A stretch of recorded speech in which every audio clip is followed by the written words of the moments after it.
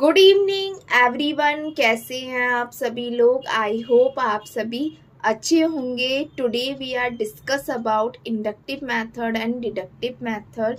अगर मैं inductive method की बात करूंगी तो inductive method of teaching is student centred approach that involves starting the examples and observation then asking student to identify pattern and rules. इसमें ये एक चाइल्ड सेंटर अप्रोच होता है क्योंकि यहाँ पे स्टूडेंट एग्जाम्पल के थ्रू एंड ऑब्जर्वेशन के थ्रू नियम बनाते हैं या फिर आप कह सकते हैं थ्योरी जनरेट करते हैं।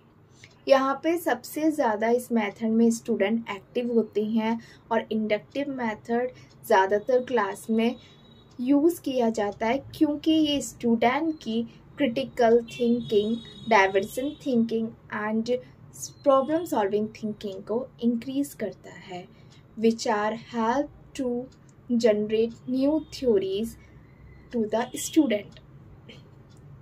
Inductive method is given by Aristotle. There he said that learners use their own observation experience to develop their own theory. उन्होंने क्या है, जो स्टूडेंट होते हैं वो खुद ही ऑब्जर्व करते हैं और एक्सपीरियंस करते हैं एग्जाम्पल के थ्रू और वो अपनी थ्योरी जनरेट करते हैं।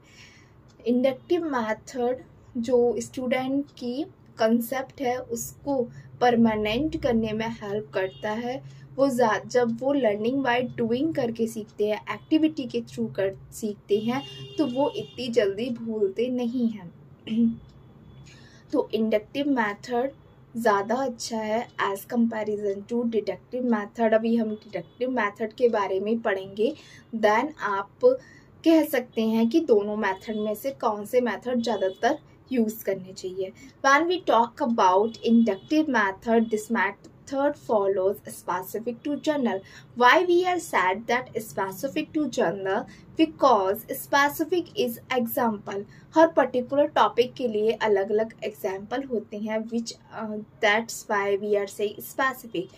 For example, when we are give some example related to class articles which are chair and names of the student and other articles, then all we include that is called noun.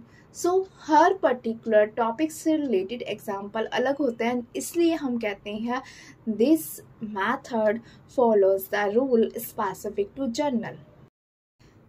Inductive method के बाद हम deductive method के बारे में बात करते हैं।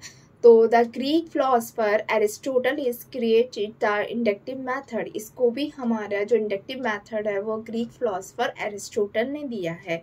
This method is teaching strategy that involves teaching student general principle, laws and formulas. इसकी बात करूं तो इंडक्टिव मेथड हम ट्रेडिशनल मेथड नहीं कहते, इसको कहते हैं, इसको ट्रेडिशनल मेथड इसलिए कहते हैं, ये जो फॉलो करता है वो टीचर सेंटर अप्रोच फॉलो करता है जिसमें टीचर लेक्चर देते हैं, पहले से ही बच्चों को रूल्स बता देते हैं और बच्चा रूल्स के थ्रू एग्जाम्पल सॉल्व करता है। तो दैट्स वाई इस जो मेथड को कहते हैं हम नियम से उदाहरण की ओर। किस तरीके से याद करेंगे? नियम निगमात्मक विधि, ना से नियम और ना से निगम। तो नियम से उदाहरण की ओर ये बहुत ही ज़्यादा यूज़ किया जाता है। This method use mostly mathematics, statics and accounts में भी कह सकते हैं क्योंकि अकाउंट्स में हमें कुछ फॉर्मूलाज बता दिए जाते हैं, पैटर्न बता दिए जाता है जिसके थ्रू हम क्वेश्चंस को सॉल्व करते हैं। And we can say that ये जो एग्जाम्पल है ट्रेडिशनल एग्जाम मेथड है जो कि ज़्यादा यूज़ नहीं किया जाता अब, क्योंकि इसमें जो बच्चे होते हैं वो इनएक्टिव होते हैं, एक्टिवली पार्टिसिपेट नहीं कर रहे होते हैं। The deductive method is often use to teach science and mathematics. ये मोस्टली साइंस, मैथमेटिक्स, स्टैटिक्स जिसमें फॉर्मूल्स का ज़्यादा यूज़ किया जाता है उधर उन्हीं सब्जेक्ट में ये मेथड यूज़ होते हैं। And this method follows general to specific. General to specific इसलिए बोला है, जो नियम होते हैं वो सभी के लिए होते हैं, कुछ स्पेसिफिक मतलब कुछ एग्जाम्पल्स के लिए।